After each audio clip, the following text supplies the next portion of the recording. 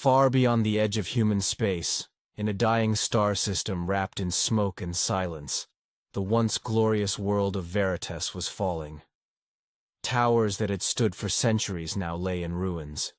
Great ships once filled with scholars and nobles drifted, lifelessly through the gray skies.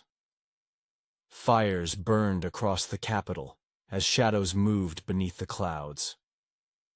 Inside a small command chamber deep under the palace, Princess Kalira pressed trembling fingers against the cold surface of a transmission crystal. Her face, once framed in golden jewels, was streaked with soot and ash. The smooth lines of her lavender skin were scratched and bruised, and the glowing markings along her cheek flickered weakly. She closed her eyes and spoke the message again, slow and clear, with all the authority her bloodline carried. "This is Kalira of House Varelia, last heir to the Veritan throne. My world is lost. I request immediate aid from the Galactic Alliance. Repeat, Veritas has fallen. I need extraction." She sent the signal. Again.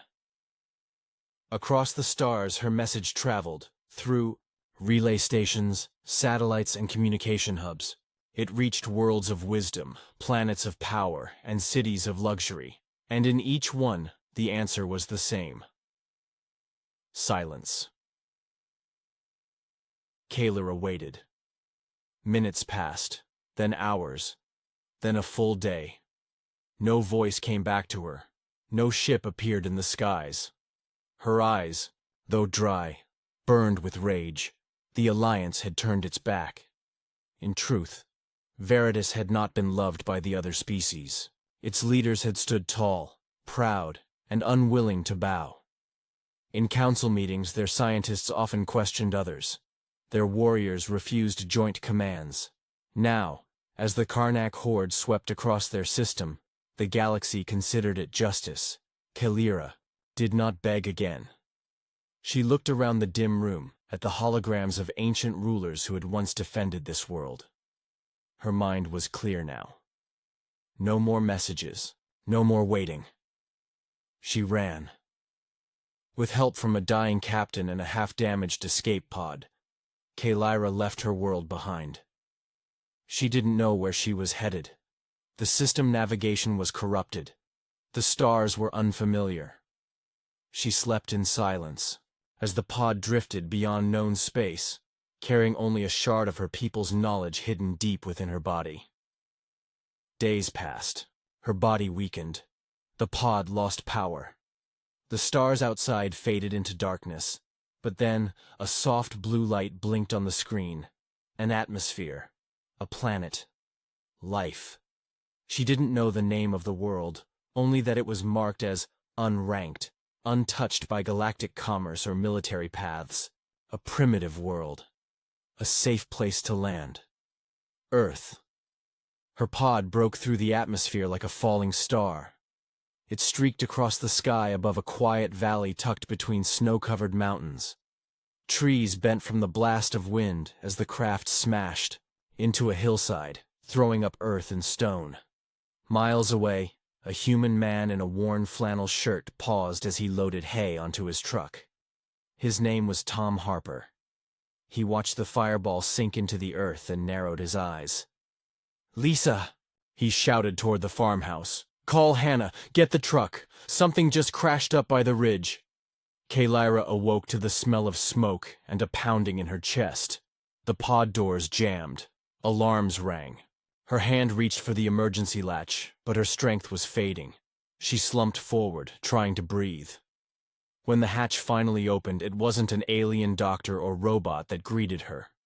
It was Tom. Covered in dust, holding a flashlight, and a crowbar, he stared at the glowing woman inside the pod. She looked at him, dazed, whispering in a language he couldn't understand. Lisa arrived seconds later, holding a blanket. Hannah, their teenage daughter, stood behind them with wide eyes and a first aid kit. Without hesitation, they pulled the injured alien out and carried her to the truck. Tom drove fast down the dirt road. Lisa kept pressure on Kalira's bleeding arm. Hannah tried to understand the strange device glowing on Kalira's wrist. Is she human? Hannah asked. Nope, Tom said. But she's bleeding like one. At the house, they laid her on the living room couch. The fire crackled. Nearby, a dog barked in the distance. Kalira opened her eyes again, confused by the warmth and the quiet sounds of home. She looked around, blinking. No metal walls, no guards, no cold calculations. Just a wooden ceiling. Soft voices. The smell of coffee. And a girl who sat beside her, offering water. Are you okay? Hannah asked softly. Kalira studied her for a long moment, then nodded, just once. Later that night, when the family had gone to bed and Kalira lay under a thick quilt, she looked out the window toward the stars. Her voice, quiet as wind, whispered a truth she had never dared speak before. They are not what I expected. And deep within her chest, the hidden memory crystal began to glow again. Faintly, sensing something ancient and powerful. Hope. Morning sunlight slipped through the curtains of the Harper family's modest farmhouse.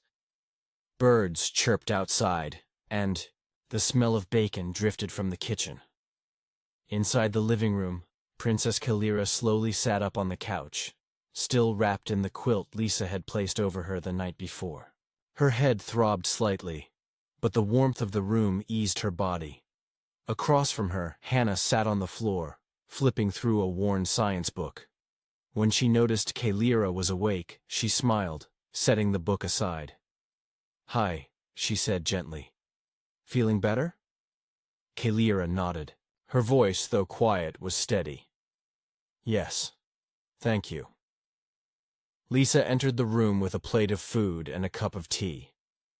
"You need to eat something," she said with a kind but firm tone. "Don't worry. No meat. I figured you might not be into that." Kalira glanced at the plate.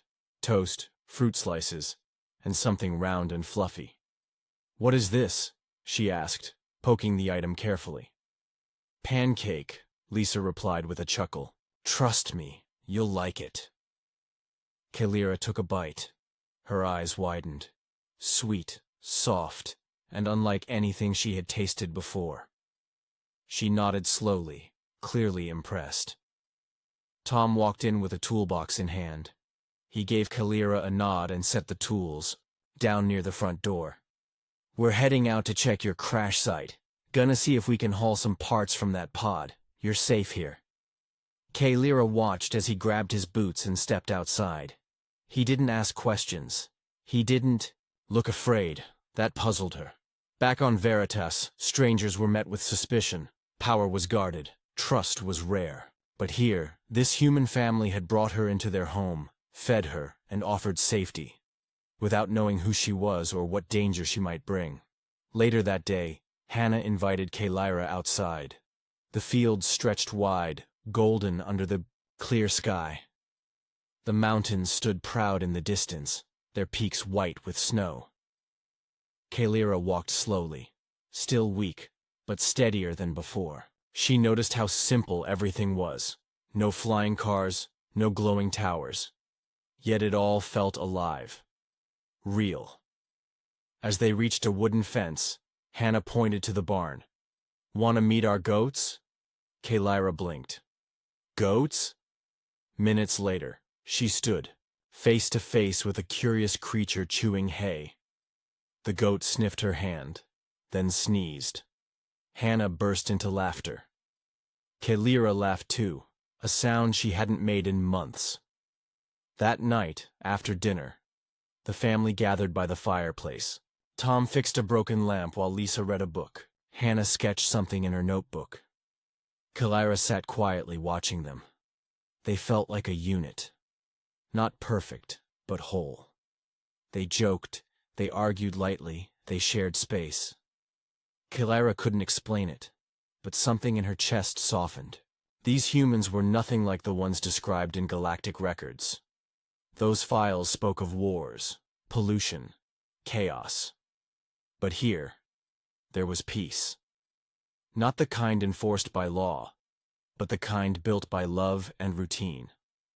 Over the next few days, Lyra began to adjust. Lisa taught her how to use the washing machine. Hannah showed her how to stream cartoons on an old tablet. Tom, without many words, offered her a pair of work gloves and taught her how to fix a fence. The princess learned more from that family in 1 week than she had in any royal academy. She learned that kindness didn't always need a reason, that strength wasn't always loud, and that sometimes healing came not through medicine but through connection. One evening, as they shared dinner, Lyra placed her hand on the table and looked around at the faces before her. "Why did you help me?" she asked. Tom looked up from his plate. "Because you needed help. But you didn't know who." I could have been dangerous." Lisa smiled. "We didn't see a threat. We saw someone hurt." Lyra nodded slowly. Her eyes flickered with emotion. "You have done more for me than my own kind." Hannah leaned over. "You're part of the family now. That's what matters." Those words settled into Lyra's heart like a seed finding soil. For the first time since she had fled her world, she felt something more than fear or duty. She felt belonging. But far above the earth, in the cold black of space, something stirred.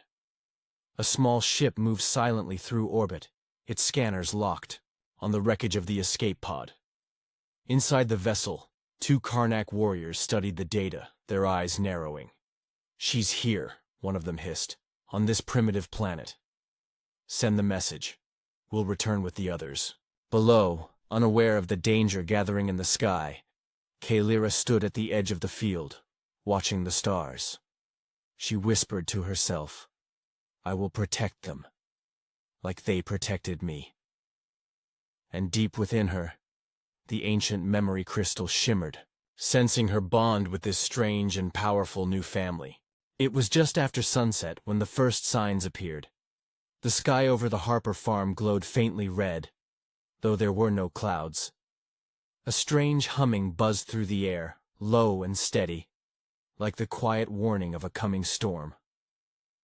Lyra stood near the barn, her eyes locked on the horizon. She knew that sound. It was Karnak technology. Inside the house, Lisa was drying dishes while Hannah read aloud from her homework. Tom worked in the garage, sharpening tools. Everything felt calm. Too calm for Lyra. She rushed inside, her voice sharp. "You need to hide, now." Tom raised an eyebrow. "What's going on?" "Something is coming," she said. "Something dangerous." Outside, the noise grew louder. A blue streak sliced across the sky and landed behind the hills with a heavy thud. The earth shook slightly under their feet. Tom didn't wait. He grabbed his shotgun, checked the shells, and moved to the door. Lisa pulled Hannah close. Lyra scanned the area with the small wrist device she'd recharged using parts from her pod. The scanner blinked. Life forms. 3. Armed. Moving fast. "They're scouts," Lyra said. "Karnak warriors. If they found me, more will follow." Tom didn't blink. "Then we better send them a message." He turned off the porch lights and motioned for Lyra to follow him. Together, they moved toward the tree line near the crash site. The night was quiet again. Too quiet. Even the crickets had gone silent. In the clearing, a small Karnak ship sat, sleek and sharp-edged, like a blade against the grass. 3 tall figures in dark armor stepped from the ramp.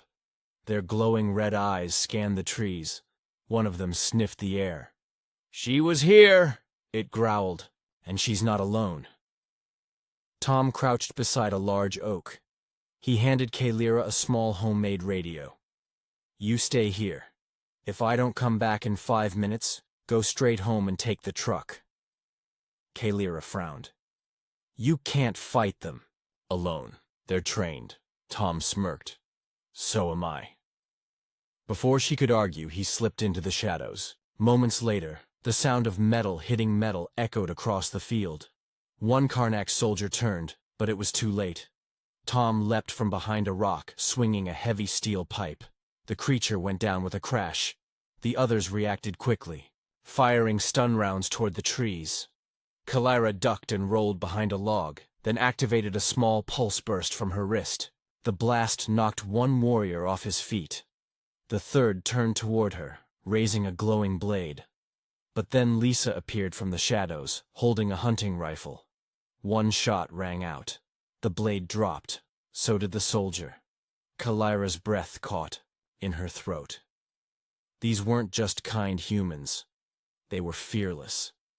Within minutes, the fight was over. The Karnak ship sparked and hissed. One scout was gone. The others lay unconscious.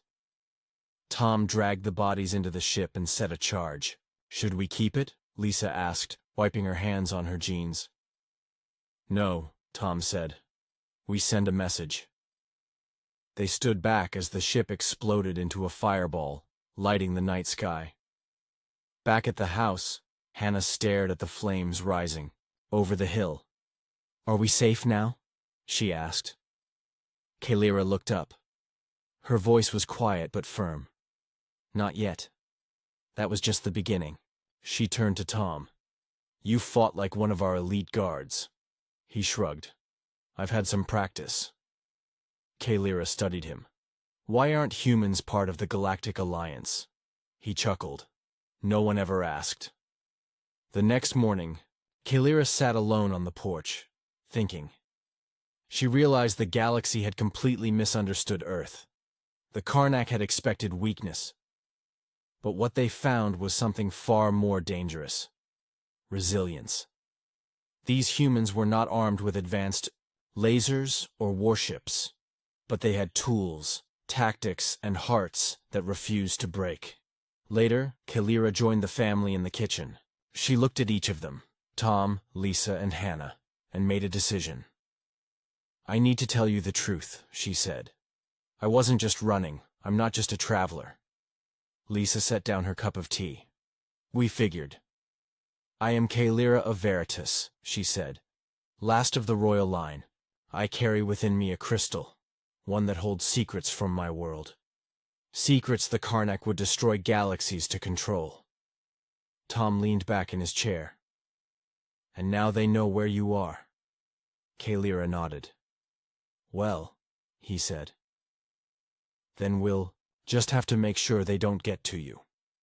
Kalira stared at him. "You'd fight for me, even knowing the risk?" Lisa smiled. "Your family." Kalira looked down, then back at them. Her eyes shimmered, not with fear, but with something new. Hope. Outside, the wind picked up. The stars above twinkled in quiet warning. More ships would come. Bigger ones, stronger ones. But so would Earth's response. And this time, the galaxy wouldn't be ready. The morning after the attack felt different. The skies were clear, but the air carried tension. Birds chirped, yet their songs sounded softer.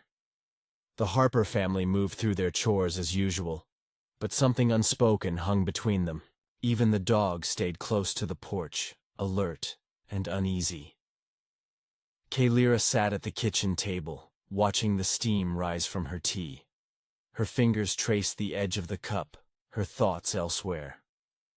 The peaceful rhythm of life on Earth had started to feel normal, but the battle from the night before reminded her that peace was still far away. Tom entered with his boots covered in mud and a rifle slung over his shoulder. Lisa followed with a fresh basket of eggs.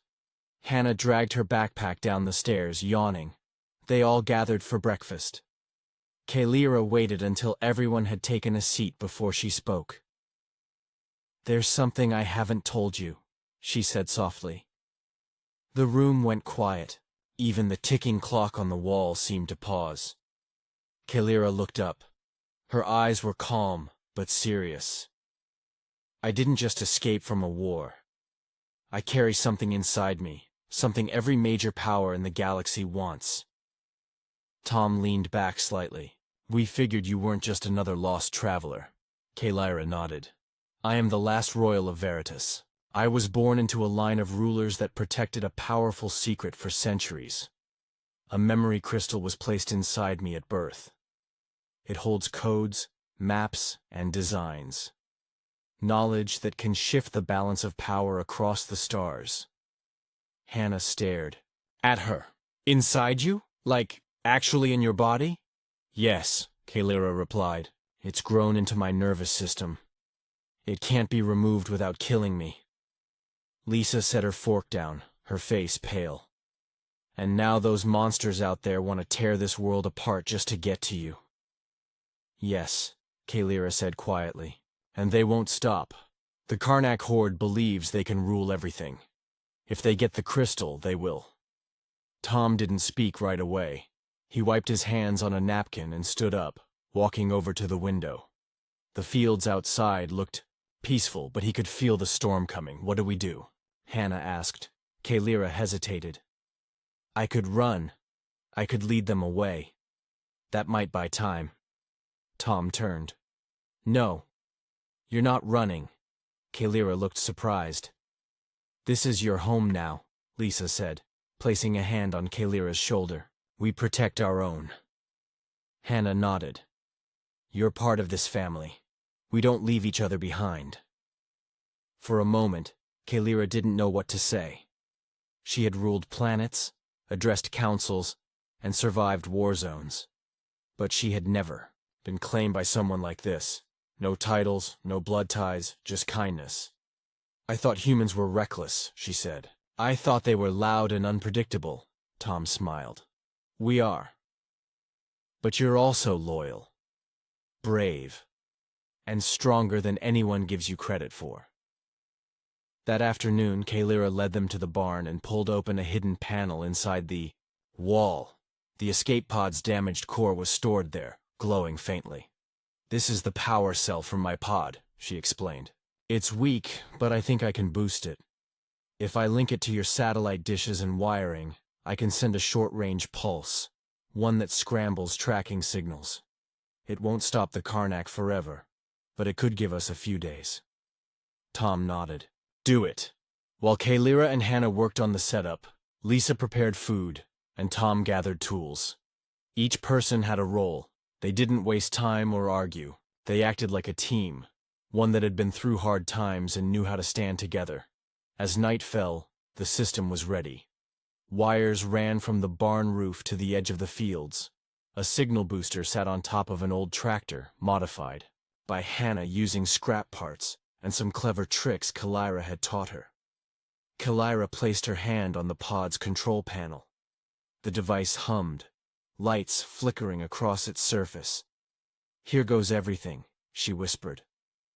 A soft pulse shot into the air, invisible to the eye but powerful in reach.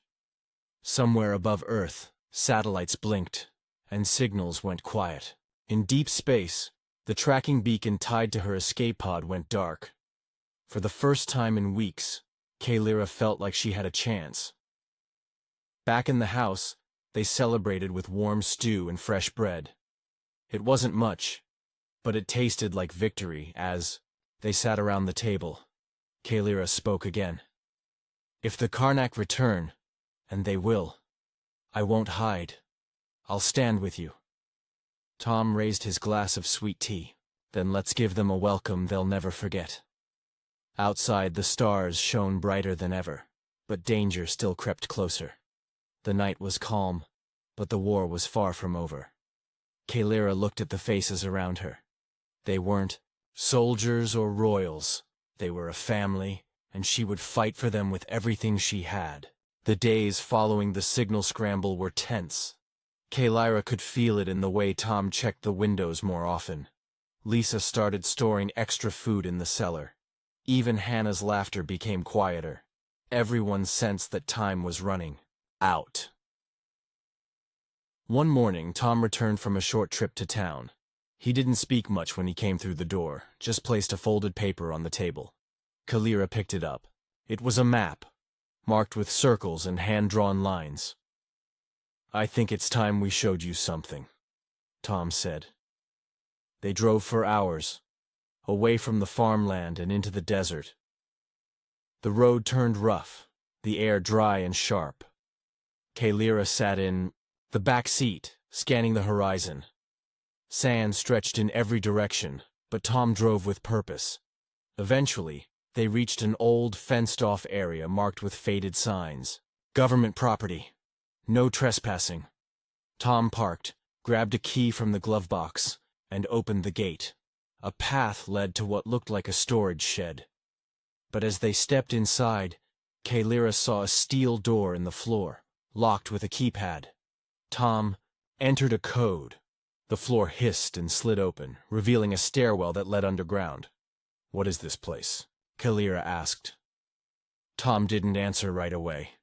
They descended into darkness, guided by soft lights in the walls. At the bottom was a wide room filled with machines, screens, and rows of covered equipment. "It's a forgotten base," Tom said, "built during the Cold War. Then upgraded over the years by a few people who knew Earth wasn't as alone as we thought." Kalira walked slowly through the space. Old and new technology sat side by side. Some of it looked human-made, but other devices looked more advanced, like hybrid tools. Lisa opened one of the crates. Inside were sleek weapons, not bullets but energy rifles, silent and deadly.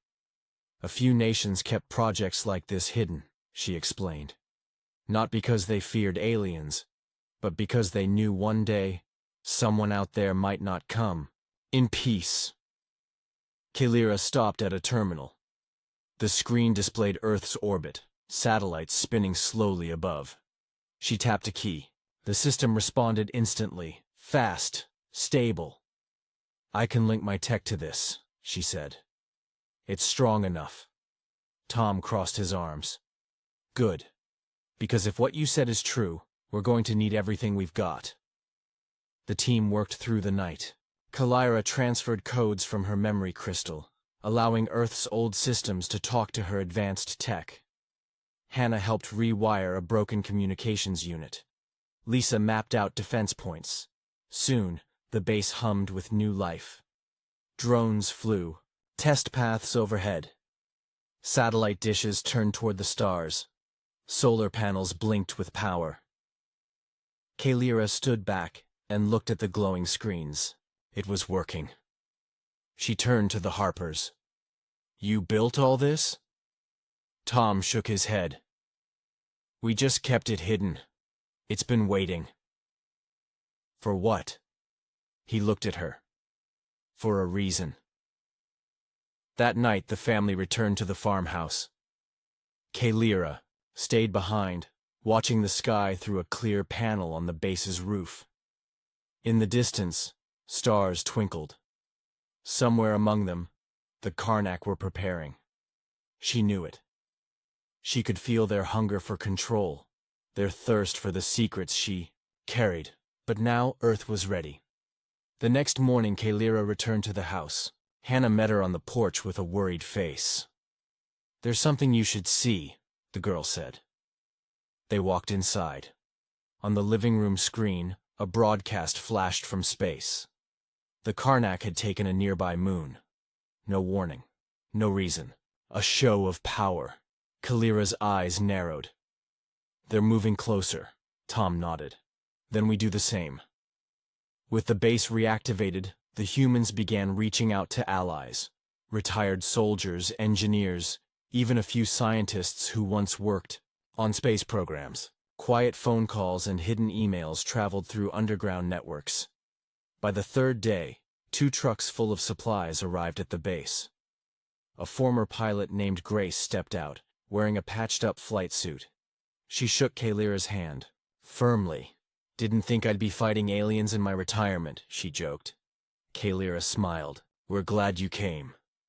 One by one, more people arrived. Not armies, not officials. Just ordinary people with unusual skills and strong hearts. Soon, the base buzzed with movement. Plans were drawn, defenses prepared, and Kalira, once a royal with nowhere left to run, now stood as something new. A leader. On the fourth night, Kalira stood outside the farmhouse again. The cool wind brushed her face. Above her, satellites quietly blinked in orbit. She reached into her pocket and pulled out a small piece of crystal, the last piece of Veritas. She held it to the sky and whispered, "You may have fallen, but I haven't." Behind her, the porch light clicked on. Tom stepped out holding 2 mugs of tea. He handed one to her and said, "Still think we're just farmers?" Kalira took a sip and smiled. "No, I think you're warriors. The quiet kind." Tom nodded. "The galaxy has no idea what's coming." Kalira looked back at the stars. "They will." The wind picked up over the valley that night. Leaves rustled. Dust swirled in small circles on the dirt road. In the distance, the mountains stood dark and quiet. But above, in the endless sky, movement had begun. A faint blue glow appeared behind the clouds, growing brighter with each second. Then, without warning, the sky cracked open. Ships. Dozens of Karnak vessels broke through Earth's atmosphere. Their hulls reflected moonlight, sharp and cold. Engines roared like distant thunder. Lights blinked in tight formations. The invasion had begun. In the Harper farmhouse, a red light flashed on the kitchen wall. A soft beep followed. Everyone stopped what they were doing. No one spoke. Kalira pressed her wrist device. The base responded instantly. "Incoming signals. Confirmed. Hostile fleet approaching from orbit. Estimated time to contact, 12 minutes. Tom grabbed his radio. "Code Orange. Repeat. Code Orange. Everyone to position." The family moved fast. Lisa led Hannah and 2 other children, who had arrived days ago with their parents, into a hidden bunker beneath the barn. Hannah carried a tablet linked to the defense system. Lisa carried a pistol and calm eyes. Tom raced outside, where others were already preparing. Grace, the former pilot, stood beside a long-range cannon mounted to an old military truck. Her eyes tracked the sky. Kalira joined them, now dressed in a suit of battle armor crafted from Earth Tech and Veritan design. The plating shimmered faintly, glowing at the joints. She looked like a figure from legend. "They're not here for mercy," she said. Tom nodded. "They'll leave with a memory." The Karnak descended in waves. Some ships hovered. Others landed in open fields. Armored troops stormed out, tall and broad, weapons drawn. Their footsteps crushed the grass as they marched forward. The humans did not retreat. From the hill, the base launched drones, fast and silent. They darted like wasps, striking engines and disrupting shields. At the same time, hidden turrets opened fire, spraying energy bolts across the field. The sky lit up with bursts of color. Reds, blues, and white sparks filled the air. Smoke rose, in tall columns. The war had arrived on Earth's doorstep, and Earth was fighting back. Kalira led a team through the tree line. She moved with purpose, guiding them toward the largest Karnak vessel. Her voice came through every earpiece. "Stay low. Aim for the joints. Their armor is heavy but not perfect." The team followed her without hesitation. Tom, armed with a heavy launcher, stood guard near the farmhouse. When a Karnak patrol approached, he fired once. The explosion rocked the field. 2 soldiers flew backward. The rest turned, only to be met by coordinated rifle fire from his team. Near the barn, Lisa coordinated medical care. A young man named Leo had taken a glancing hit. She patched him up quickly, her hands steady. "We've trained for this," she told him. "Now get back. Out there." Above, a group of Earth satellites adjusted their orbit. Signals sent from Kalira's wrist triggered long sleeping systems. Within seconds, laser arrays fired from space, striking enemy ships still airborne. One vessel burst into flames and spun out, crashing into the canyon beyond the ridge. Inside, the control bunker, Hannah relayed coordinates, her eyes wide but focused. They're regrouping near the north fence. 2 clusters forming, sending drone swarm now. Good girl, Lisa replied from her headset. Kalira reached the enemy's command ship. The hull stood tall, twice her height. The door began to open. She didn't wait. Raising her arm, she activated a pulse wave. The blast knocked back the guards at the entrance. She rushed inside with 2 fighters behind her. In the center of the ship, the Karnak leader stood. Tall, scaled, and angry. "You carry what belongs to us," he growled. Kalira didn't flinch. "Then take it." She raised her hand again. A beam of light burst from her wrist, striking the ground. The memory crystal flared inside her chest. Power surged through her suit. The Karnak leader lunged, but Kalira ducked, spun, and struck his chest. He stumbled, shocked. She didn't stop. With a final blast, she threw him against the wall. He didn't rise again. Outside, the tide began to turn. With their leader down and their ships burning, the Karnak started to retreat. Some ran for their vessels. Others dropped weapons and raised their hands. Cheers broke out across the valley. Humans shouted. Drones blinked in triumph. One Karnak ship tried to escape, but was struck mid-air by a last-second cannon shot. Tom stood in the center of the smoke-filled field, panting, bruised, but smiling. Kalira walked up beside him, her armor dented, but her eyes bright. "We held them," she said. "For now," he replied. Kalira looked around. Families came out of bunkers. Fighters helped one another. Grace sat on the truck's roof, sipping water and staring at the stars. The battle was over. Earth had won.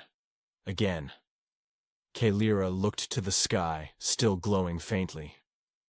"They'll come back," Tom nodded. "Then we'll be ready."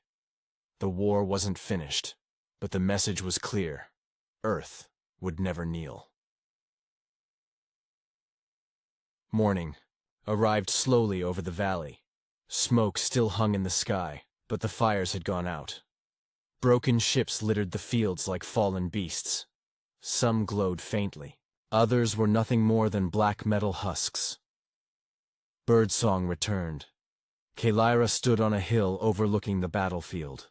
Her armor was scratched and scorched, but her stance was tall. The sun rose behind her, casting long shadows over the quiet land around her. People worked. Some moved debris, others tended the wounded. Engineers examined Karnak tech, pulling apart weapons and scanning pieces for information. The victory was clear, but the cost was visible. Patches of scorched earth marked where homes had burned. A small monument had already been placed near the barn, 3 helmets stacked beside a folded flag. Still, the people stood strong. Tom approached, wiping sweat from his brow. "We've got eyes in orbit. Nothing else heading our way for now." Kalira nodded. "That was only a scout fleet. The Council will hear about this. So will the rest of the galaxy." "And what will they hear?" he asked. She turned to Bert. "Face him. That Earth is not to be ignored." Back in the command bunker, Lisa reviewed transmission logs. Grace, sitting nearby, was cleaning her flight gear. Hannah adjusted a screen showing nearby star systems. New signals had begun to appear. Messages from beyond Earth. "Someone's listening," Hannah said. One message stood out. It came from a distant star hub once ruled by the Varelian Empire. A surviving faction had detected Kalira's pulse beacon. Their message was short but powerful. "The heir lives. Alliance possible." Kalira stared at the words. She had been alone for so long. But now the winds were shifting. That night, the townsfolk gathered near the old grain silo, which had been turned into a signal tower. Lanterns flickered in the breeze. People brought food, blankets, and laughter. Children played in the dirt. Soldiers leaned against fences, sharing quiet words. Kalira stood before them all. The porch light cast a soft glow behind her, turning her silhouette into something almost mythical. But her words were simple. "Tonight we are not just survivors," she said. "We are a new voice in the galaxy." She paused, looking over the crowd. "I ran from my past. I was afraid. But this planet showed me something no council chamber ever did. It showed me what it means to fight for more than power, for each other." The people listened. They didn't cheer. They didn't shout. They stood quietly, understanding the weight of what she was saying. "We're not alone anymore," she continued.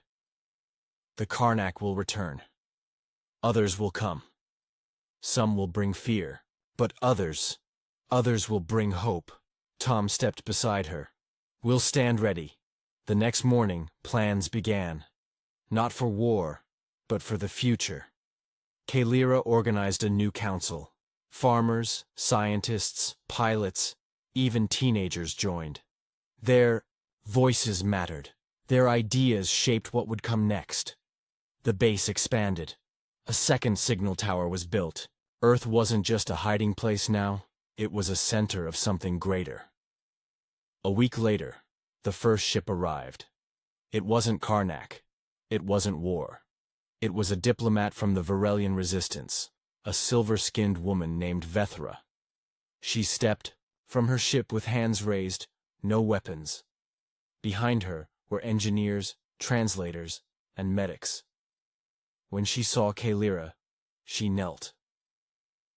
"My princess," Vethra said softly, "you are the light we believed was lost." Kalira helped her stand. "There are no royals here," she said, "only leaders." Together they walked toward the farmhouse. Inside, Tom poured coffee. Lisa brought out extra chairs. Hannah offered cookies. The moment felt simple, ordinary. Yet galaxies were changing. Because of it, news spread quickly. Small planets under Karnak rule sent secret messages. Some offered aid, others begged for protection.